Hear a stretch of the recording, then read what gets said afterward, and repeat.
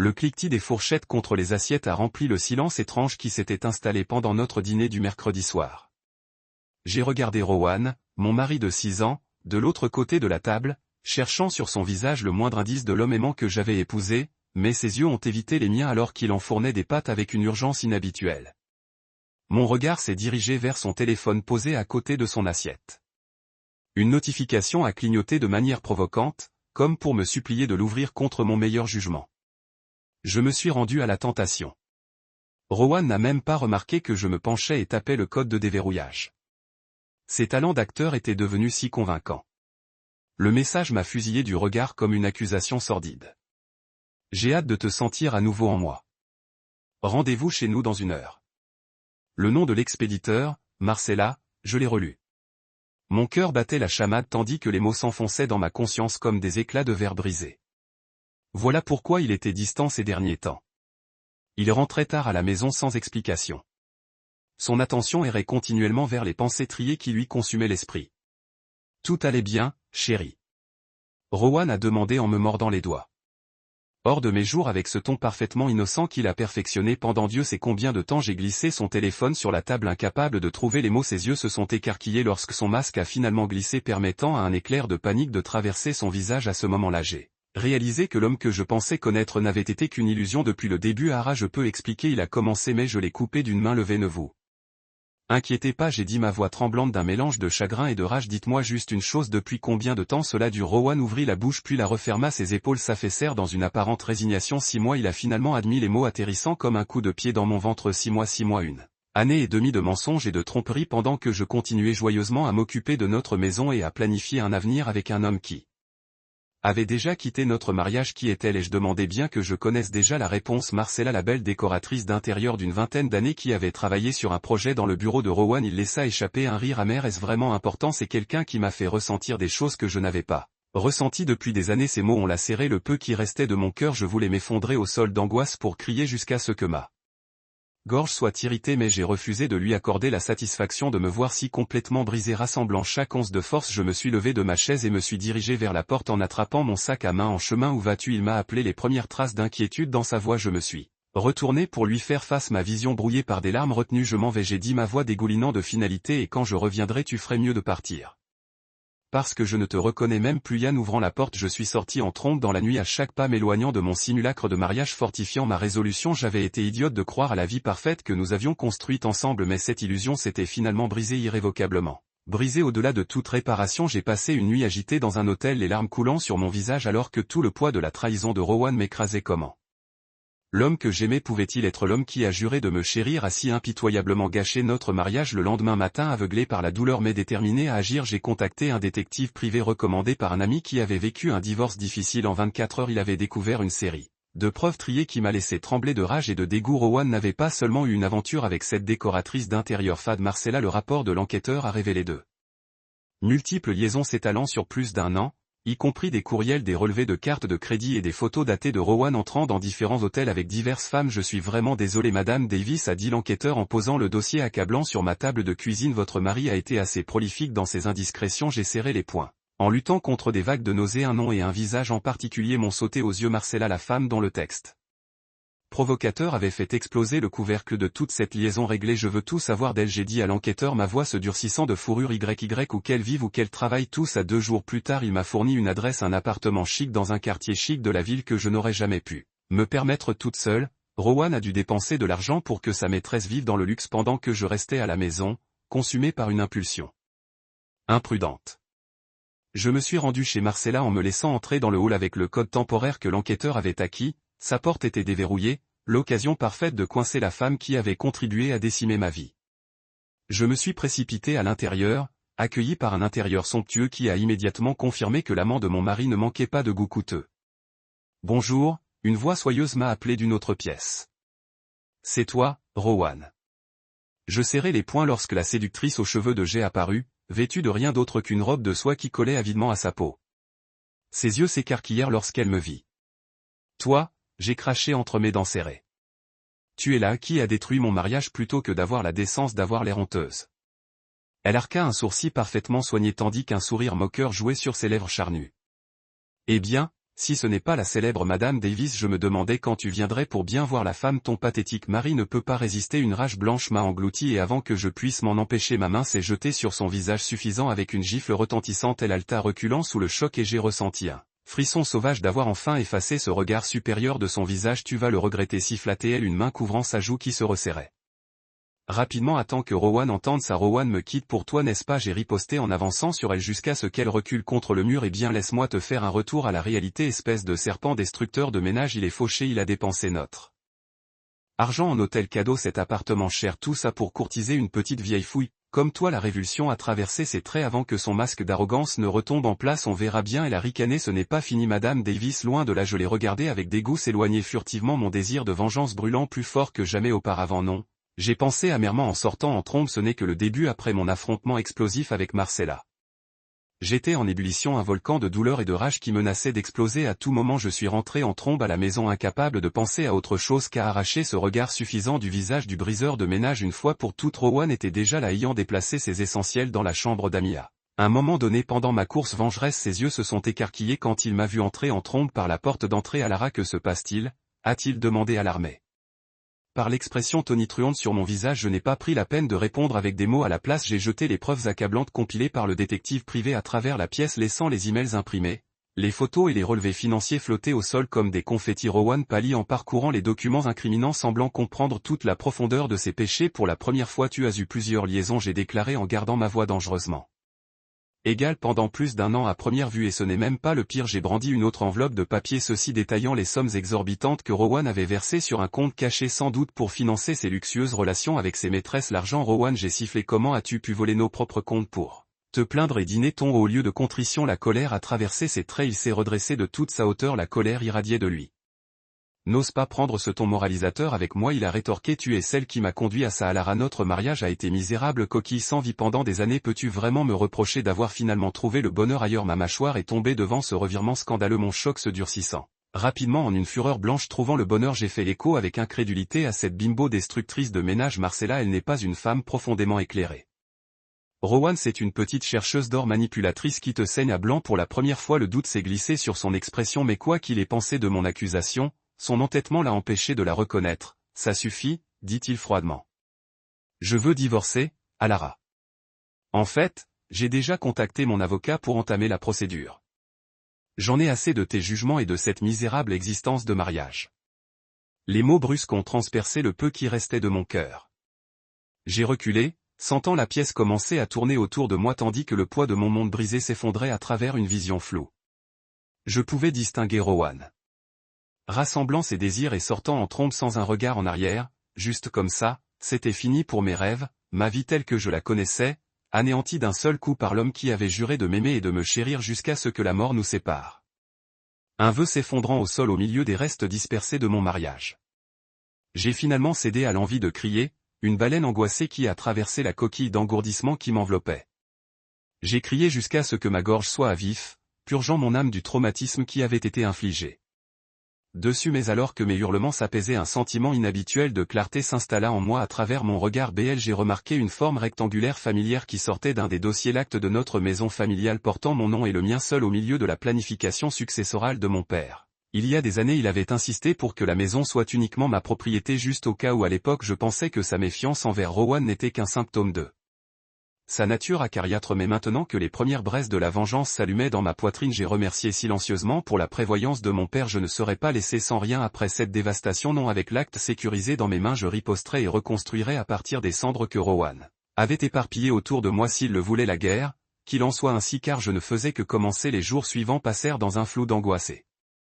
De fureur, j'ai passé de nombreuses nuits blanches à me pencher sur le dossier compilé par le détective privé, mes yeux brûlants de l'effort pour retenir les larmes, mais ces larmes ne résoudraient rien. Seule une action décisive garantirait que j'émerge de ce cauchemar avec ma fierté et ma sécurité financière intactes, armées de tonnes de preuves détaillant l'infidélité en série et les malversations financières de Rowan. Je suis entré dans le bureau de Diane Hastings, l'une des avocates en divorce les plus tenace de la ville. C'était un requin en talons aiguilles et j'aurais besoin de chaque once de sa férocité. Diane a feuilleté les documents d'un œil exercé, son plaquage poli craquant légèrement alors qu'elle absorbait les détails sordides. Bon Dieu, marmonna-t-elle en retirant ses lunettes pour me regarder avec incrédulité. J'ai vu des salauds coureurs de jupons dans ma vie, mais votre mari est un spécimen de premier ordre. J'ai réussi à lui sourire faiblement. Pouvez-vous m'aider, Diane? Je veux le prendre pour tout ce qu'il vaut, un sourire sauvage s'étalant sur ses lèvres avec des preuves comme celle-ci. Il ne saura pas ce qui l'a frappé. Au cours des prochaines semaines, Diane et moi avons élaboré une stratégie à toute épreuve pour décimer les finances de Rowan et le tenir responsable de ses indiscrétions prolifiques. Nous ne gèlerions pas seulement tous les actifs qu'il avait cachés pour financer son Audrey Second Life, mais poursuivait une pension alimentaire punitive étant donné l'ampleur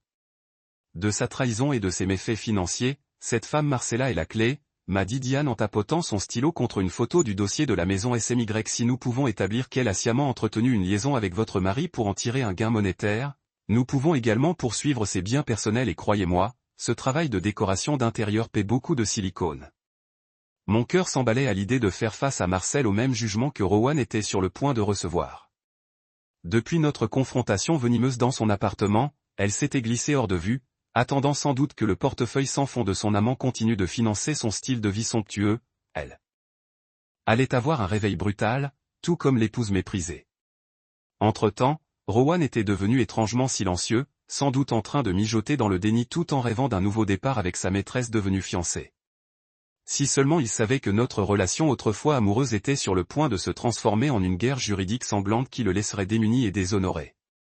Enfin, la tempête a éclaté lorsque Diane a prononcé un bleed sec de paperasse à l'appartement loué de Rowan, une motion de gel de tous ses biens basée sur des preuves qu'il avait gravement abusé des fonds conjugaux pour mener à bien ses affaires. Il n'aurait d'autre choix que de boiter au tribunal et d'affronter la dévastation qu'il avait provoqué. Le regard d'horreur abjecte sur son visage lorsque nous nous sommes rencontrés pour la première audience valait presque la peine d'endurer ça. Trahison sadique. Sa maîtresse arrogante était introuvable. Peut-être qu'elle avait finalement compris et limité ses pertes avant que je ne démantèle son ticket de repas. L'expression déshonorée de Rowan s'est transformée en indignation lorsque Diane a impitoyablement exposé les preuves exhaustives détaillant sa double vie. Trier des relevés bancaires au reçu d'hôtel portant les noms de ses maîtresses. Son avocat ne pouvait que bafouiller, impuissant, dépassé par l'affaire de la terre brûlée que nous avions préparé. Vous faites une grosse erreur, grogna Rowan après la procédure humiliante, me faisant signe dans le hall du palais de justice. Pendant un instant fugace, l'homme que j'avais aimé a brillé dans ses yeux. Alara, nous pouvons arrêter cela, nous pouvons arranger les choses. Commencer. Je les regardais avec un dédain glacial tandis que Diane le regardait, prête à bondir s'il osait aller plus loin. Tu pensais vraiment que j'allais m'éclipser et te laisser filer dans ta pathétique seconde vie? J'ai demandé, savourant la douleur de mes mots. Son visage s'est durci, ses traits se sont déformés en un ricanement méconnaissable. Tu vas payer pour ça, espèce de vindicatif. Diane s'est immédiatement interposée entre nous, sa main levée en signe d'avertissement. Je lui ai lancé un regard rassurant. Après tout ce qu'il m'avait fait subir, ces menaces impuissantes ont rebondi sur ma nouvelle armure d'indifférence. Crois ce que tu veux, ai-je dit en me retournant pour m'éloigner. Je veux que tu te souviennes d'une chose, alors que nous avançons, tu as cherché ça toi-même, Rowan et moi, nous ne faisons que commencer. Au lendemain de cette première audience explosive, le champ de bataille juridique entre Rowan et moi s'est transformé en un bourbier de calomnies vicieuses. Ses avocats m'ont accusé d'avoir fabriqué des preuves, d'avoir rencontré secrètement d'autres hommes pour fabriquer ces indiscrétions. Une riche affirmation venant d'un homme qui avait payé pour pas une mais plusieurs maîtresses au cours de notre mariage. Je me suis simplement volé contre la calomnie en me concentrant sur la fureur vertueuse qui brûlait en moi chaque fois que je pensais à sa trahison. Diane m'a assuré que ce n'était que des gambits désespérés pour créer des écrans de fumée. La preuve que Trey ne ment pas, a-t-elle déclaré avec une confiance stérile. Tout ce dont nous avons besoin est qu'une fissure apparaisse dans sa façade triée, puis sa vie entière s'effondre. Le destin semblait déterminé à me fournir cette fissure de la manière la plus improbable, tout en mettant à jour le détective privé sur les dernières querelles juridiques. Il a fait un commentaire désinvolte qui m'a arrêté net. Cette femme Marcella se déplace certainement, n'est-ce pas? J'ai gelé ma main en serrant le téléphone. Que veux-tu dire par là? J'ai fait quelques recherches sur Miss Perfect. Il a expliqué qu'il s'avère qu'elle ne couche pas seulement avec ton futur ex-top. J'ai la preuve qu'elle divertit également un homme d'affaires plus âgé et plus riche à côté. Une indignation blanche m'a traversé à l'idée de ce serpent suffisant et saturé de silicone faisant le même acte de duplicité sur plusieurs hommes. Tant pis pour elle. Les affirmations d'être une victime des circonstances. À ce moment-là, un plan délicieusement retors a commencé à prendre forme dans mon esprit. Continuer à enquêter sur cet autre homme. J'ai demandé à l'enquêteur que j'avais besoin de tout savoir. Qui il est, où il se rencontre. Tout cela, un sourire diabolique s'étalant sur ses traits burinés. Vous en avez une en tête, n'est-ce pas, Madame Davis? J'ai assorti son expression à une expression de froide résolution. Marcella pense pouvoir planter ses griffes sur des hommes mariés sans conséquence. Il est temps qu'elle apprenne ce que l'on ressent en goûtant à sa propre médecine. Au cours des prochaines semaines, Diane et moi avons travaillé en étroite collaboration avec l'enquêteur pour assembler discrètement un dossier hermétique confirmant les activités extrascolaires de Marcel. Diane. Nous avons obtenu des photos d'elle entrant dans un immeuble de luxe appartenant au magnate des affaires Christopher Woodrow, un magnate d'une 60aine d'années avec un vaste empire sous son contrôle et, plus important encore, une épouse extrêmement soucieuse de son image, assise au sommet de cet empire. Vous savez ce qu'on dit ? Diane réfléchissait tandis que nous examinions les photos de surveillance de Marcella et de Monsieur Woodrow dans des situations résolument compromettantes. Les maîtresses disent toujours lors des amants mariés qui ne quitteraient jamais leur conjoint pour une femme comme Madame Woodrow apprenant que la partenaire de son mari jouait le même jeu effronté avec d'autres marques riches, ce qui pourrait bien la pousser à bout. Mes yeux brillaient d'une anticipation vengeresse. Marcella verrait son attitude moralisatrice de sainteté réajuster de force une fois que nous aurions rendu publiques ses infidélités endémiques. Si elle pensait pouvoir utiliser le caractère sacré du mariage à ses propres fins sournoises, il était temps que son monde s'effondre autour d'elle aussi et de Rowan. Eh bien, lorsque des images de sa fiancée bien-aimée jouant avec d'autres amants riches dans son dos sont apparues, toute lueur de sympathie se ratatinerait en lui. L'insulte ultime pour un homme qui avait tout risqué pour quitter sa famille pour elle. De vaines promesses d'amour, ils étaient les marques parfaites, tous deux consumés par l'avarice, l'arrogance et la luxure. Maintenant, de simples agneaux attendant le massacre. Je me préparais méticuleusement au moment où j'ai fini, il ne resterait même pas les cendres de leurs égos gonflés après des semaines de compilant tranquillement les reçus accablants, les photos et les relevés d'appel, tout était enfin en place pour mon grand Counter-Strike. Je pouvais à peine contenir mon impatience en composant le numéro de la ligne directe de Diane, il est temps que je dise, ma voix dégoulinant de finalité, brûlons toute cette façade triée au sol. Le gala de charité annuel de Westbridge était la scène parfaite pour ma grande vengeance. Un événement chic et très médiatisé fréquenté par l'élite de la ville, y compris Rowan et sa précieuse Marcella, qui se délecteraient sans aucun doute de leur réputation fraîchement créée de couple de pouvoir glamour renaissant des cendres de mon mariage raté. Ces deux imbéciles arrogants ne soupçonnaient pas que toute leur relation factice était sur le point d'exploser devant tout leur père bien nanti. Aucune gentillesse publique ou mensonge mielleux ne les isolerait du jugement que j'avais méticuleusement orchestré. Lorsque Diane et moi sommes arrivés à la somptueuse salle de bal de l'hôtel Westbridge, nos yeux ont scruté la foule scintillante à la recherche de nos cibles prévues. Effectivement, il y avait Marcella drapée dessus. Rowan comme un trophée élégant et hors de prix sa robe écarlate moulante ne laissant presque rien à l'imagination les yeux rivés sur le prix Diane murmura à mon oreille tandis que je ressentais une pointe de dégoût et de pitié pour l'homme que j'aimais autrefois c'est l'heure du spectacle notre préparation avait été parfaite tout. Tant nous mêlant à l'élite de la ville sous couvert de sollicitations de donateurs j'ai glissé à l'assistante de Diane les photos et vidéos incendiaires que nous avions. Compilées des infidélités rampantes de Marcella notre bombe de preuve était prête à exploser en quelques minutes les premiers murmures ont commencé à se propager dans la foule comme une traînée de poudre tout autour de nous les invités haletaient et pointaient leur iPhone tandis que les photos salaces secrètes de Marcel gambadant avec son amant tycoon âgé devenait viral quelqu'un a dû reconnaître le tristement célèbre Christopher Woodrow le scandale de tricherie a rapidement pris visseux. Propageant comme un panache de ragots radioactifs Diane et moi feignons innocence tandis que les fêtards restaient bouche bée, scandalisés, ravis, mais du coin de l'œil, j'ai aperçu le visage de Marcella se vider de ses couleurs avant que son regard ne rencontre le mien à travers la salle de bal, ses lèvres peintes se tordaient de rage, reliant enfin les points de qui était responsable de son spectaculaire effondrement public bingo, juste à ce moment-là, une chaussure slick ivory est apparue au bord de ma vision. J'ai suivi la jambe incroyablement tonique qui y était attachée jusqu'au visage incroyablement furieux de Miranda Woodrow, la femme ultra-riche et méprisée de Christopher, tu as cité la petite, a-t-elle grogné, crachant du sang alors qu'elle saisissait Marcella par ses cheveux coiffés de façon coûteuse. Tu pensais vraiment pouvoir continuer à te moquer de moi dans mon dos avec ça ? Miranda a violemment tiré Marcella pour qu'elle fasse face à la foule, déchirant le devant de sa robe dans une pluie de paillettes et exposant ses atouts artificiellement améliorés à tout le public du gala.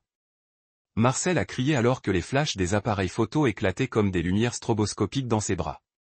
Traversant frénétiquement pour se couvrir, mes yeux ont parcouru la pièce pour trouver Rowan fixant sa fiancée en disgrâce, la mâchoire béante, un mélange nauséabond de choc et d'apitoiement sur soi gravé sur ses traits. J'ai regardé avec une satisfaction perverse la compréhension se faire jour sur son visage malléable. Marcel l'avait simplement utilisé comme un autre jouet riche pour financer ses besoins somptueux. Quelle justice poétique parfaite que les deux personnes les plus responsables de l'atomisation de ma vie depuis l'orbite soient maintenant confrontées à la même humiliation brutale sur la plus grande scène imaginable. Alors que Marcella se libérait enfin des griffes de Miranda et s'enfuyait de la salle de bal en hystérie. Rowan s'est tourné vers moi avec un regard hanté et sans âme. Nos yeux se sont croisés à travers la foule d'invités et à ce moment-là, j'ai permis à toute la force de ma justification de traverser mon expression. Tu t'es fait ça à toi-même. J'ai murmuré les mots pour lui, laissant leur implication persister comme l'arôme piquant de Schadenfreude qui flottait dans l'air. Sa mâchoire s'est serrée alors qu'il donnait le plus bref de hochements de tête, un aveu réticent que j'avais en effet exigé le châtiment ultime de mon ancienne vie. Avec cela il s'est retourné et s'est éloigné du gala à travers un vide se formant rapidement dans la foule, laissant un avilissement et une ruine complets dans son sillage. J'ai siroté mon champagne laissant le délicieux moment s'attarder sur ma langue tandis que Diane se matérialisait à mes côtés. Eh bien Madame Davis, murmura-t-elle avec un sourire fier, je crois que cette soirée a été un succès complet et retentissant, n'est-ce pas? Un sourire sauvage s'est étendu sur mon visage tandis que je contemplais la scène catastrophique que ma vengeance avait provoquée. Vous n'en savez pas la moitié, j'ai répondu, mais j'ai le sentiment que ce n'est que le début de quelque chose de beau. Au lendemain de la calamité de Westbridge, Gaia, Rowan a fait ce que tout homme déshonoré récemment humilié ferait. Il est revenu en se faufilant la queue entre les jambes implorant la pitié. J'avoue que le voir réduit à une coquille de son ancien moi arrogant a fourni une sorte de satisfaction méchante disparue. Était la bravade de Shaw, imméritée supériorité et indifférence cruelle à ma douleur. Maintenant assis en face de moi à la table dans le bureau de Diane, il ressemblait plus à un chien errant frappé qu'à mon mari de 6 ans. Alara, il a cocaïné alors que je le regardais avec un dédain non dissimulé. Je ne sais pas quoi dire. Ce qui est arrivé à Marcella, mon Dieu, j'étais tellement idiot que je n'ai rien dit, laissant le silence s'envenimer jusqu'à ce qu'il se tortille visiblement sous mon regard impitoyable. Je sais que je ne pourrai jamais reprendre tout le mal que je t'ai causé. Il a continué honteux, mais je t'en supplie du fond du cœur, s'il te plaît, donne-moi une autre chance, laisse-moi arranger les choses entre nous. Un éclat de rire rauque s'est échappé de mes lèvres avant que je puisse l'arrêter. Arranger les choses, je répétais incrédule. Rowan, tu m'as trompé à plusieurs reprises avec plusieurs femmes au cours de notre mariage. Tu as canalisé de l'argent, tu as menti, tu m'as manipulé à chaque tournant. Qu'est-ce qui te fait penser que tu mérites une seconde chance de ma part? Ses yeux se sont écarquillés réalisant l'ampleur de ses transgressions. Pour peut-être la première fois j'ai été détruit quand je t'ai vu avec Marcel, balbutia-t-il. Elle m'utilisait juste comme un ticket de repas pathétique pour financer son style de vie. Quand cette vidéo est sortie, j'ai réalisé à quel point j'avais été aveugle, à quel point j'avais échoué en tant que mari en laissant mon désir devenir si complètement hors de contrôle. Je l'ai regardé d'un air glacial, refusant de laisser ses remords soigneusement répétés me désarmer. Pas après l'avoir vu déchirer ma vie sans pitié à la recherche de mesures PL temporaires. As-tu une idée de ce que j'ai ressenti? J'ai demandé d'une voix basse et menaçante d'avoir l'homme que j'aimais, l'homme avec qui j'ai construit une vie et un avenir, non seulement me trahir, mais m'humilier de la manière la plus sûre possible, encore et encore, pour apprendre que tu m'avais mis de côté comme un fardeau insignifiant au profit de la poursuite de tristes dégoûtants avec des interchangeables. Rowan s'est visiblement fané alors que le poids de ses péchés s'abattait sur lui en vagues palpables. Je pouvais voir le dégoût de soi et le regret déformer ses traits en un masque pathétique de honte.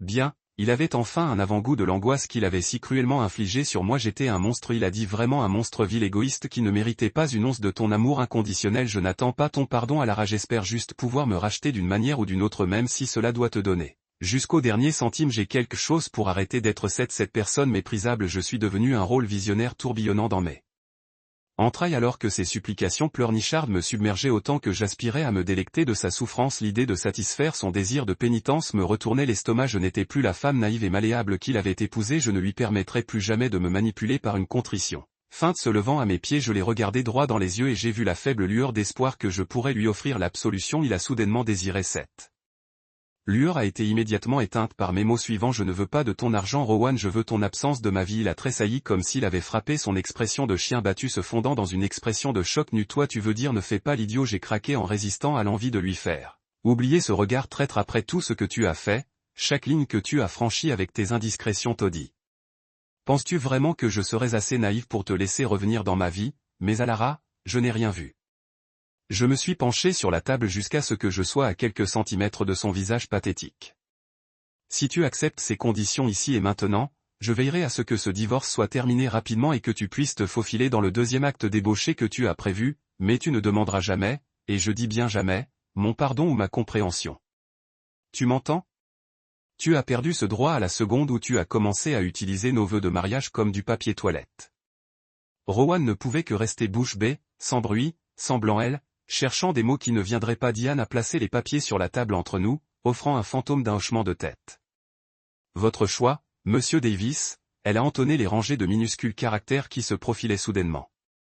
Plus grand que nature, vous pouvez soit vous entêter davantage, soit accepter ces conditions très généreuses et accorder à Madame Davis la paix de pense qu'elle mérite de passer à autre chose une fois pour toutes. Le silence s'était tiré comme une éternité tandis que je regardais le kaléidoscope d'émotions scintiller sur son visage. Indignation, honte amère, acceptation. Finalement, avec un grognement de résignation, il a attrapé le stylo et a griffonné son nom sur la ligne pointillée cimentant notre divorce dans l'inévitabilité. Nos regards se sont croisés une dernière fois et j'ai permis au fantôme d'un sourire triomphant de plisser mes lèvres devant son expression chastée. Tu n'entendras plus jamais parler de moi après ça, dit-il en serrant les dents, mais j'espère que tu trouveras la paix que tu recherches. Alara, tu mérites bien mieux que ce salaud dépravé. Je suis arrivé avec cette remarque d'adieu. Il s'est retourné et est sorti du bureau, le poids de son échec harcelant chacun de ses pas.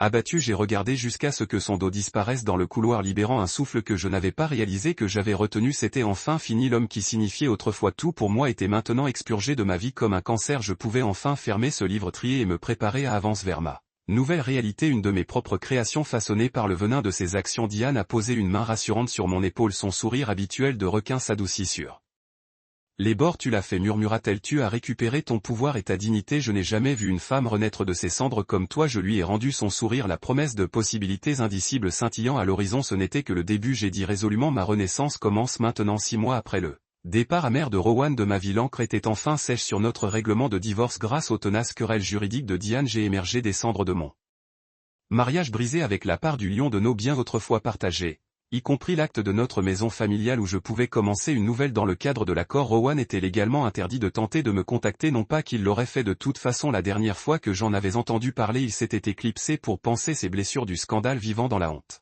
silencieuse après que notre chute explosive ait déchiqueté sa réputation. Je ne pouvais pas dire que j'ai ressenti de la joie en le voyant si bas. Je me concentrais uniquement sur moi-même, à présent, pour embrasser le nouveau chapitre qui s'étendait devant moi.